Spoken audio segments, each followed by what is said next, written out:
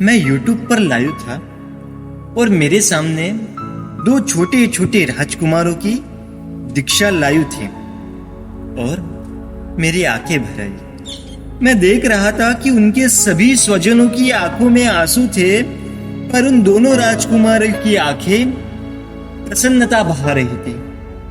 और वो क्षण आ गया रजोहरण का, जिसके लिए दोनों राजकुमारों ने न जाने कितने बरसों की तपस्या की, न जाने कितने बरसों से वे तरस रहे थे।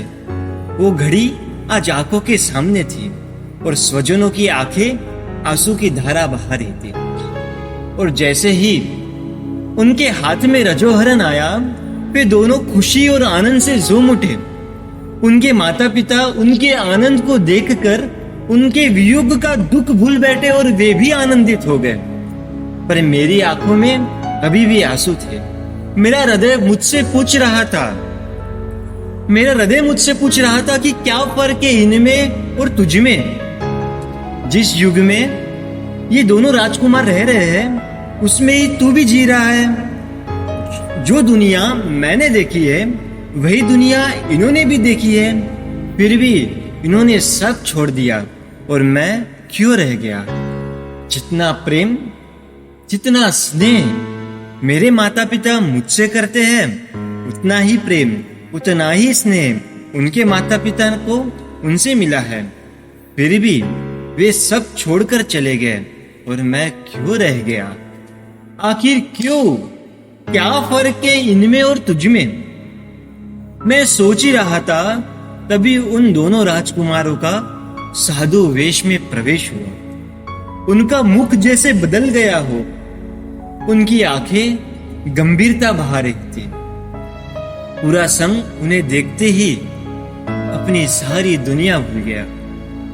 मात्र कपड़े बदलते ही मानो सब कुछ बदल गया हो।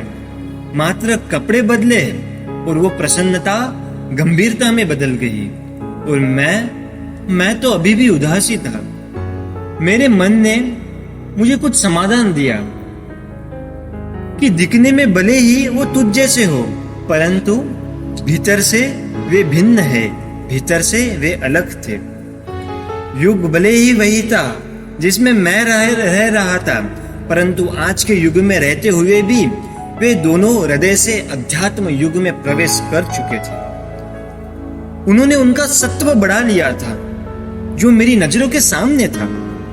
उन्होंने खुद को गुरु के चरणों में समर्पित कर दिया था, जो आज उनकी आंखें कह रही थी। मैं समझ गया दोस्त, हम प्रेम करते हैं अपनी माँ, अपनी बाप, अपने पत्नी, अपने स्वजनों से, और वो प्रेम करते हैं प्रभु वचनों से, प्रभु से, सदगुरु से, श्रमण भगवंतों से। प्रेम तो दोनों ही जगह पर है, परंतु हमारा प्रेम कभी भी धोखा दे सकता है। हमारा प्रेम संसार में घुमाते रहता है और उनका प्रेम विश्वास को कभी नहीं तोड़ता। उनका प्रेम तो संसार सागर से बाहर निकालता है। इसलिए तो हमारे चेहरे पर भले ही हंसी हो, पर हमारा हृदय हमेशा उदास रहता है और उनका हृदय हर वक्त प्रसन्नता से भरा होता है। हमारे पास साधन तो बहुत है सुख के लिए, परंतु वो साधन भी हमें सुख नहीं दे सकते, क्योंकि हम लोग हृदय से दुखी हैं। उनके पास साधन तो नहीं है, पर साधना है जो उनके हृदय को सच्चे सुख और आनंद की अनुभूति कराती है। दोस्तों, आज एक संकल्प तो अवश्य करना है कि जब भी समय मिले तो कम से कम एक दीक्षा महोत्सव में आखिरी तक हाजिर रहे।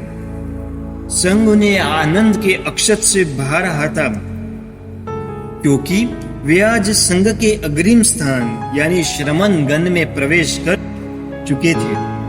वे गुरु चरणों की धूल बनकर पवित्र हो गए थे। धन्य है श्रमण भगवंतों को, प्रसन्नता की पुंजों को। उस ओर स्टेज से उनकी विदाई हो रही थी और यहाँ मेरी आंखें उन्हें अश्रु की बूंदों से नमन कर रही थी।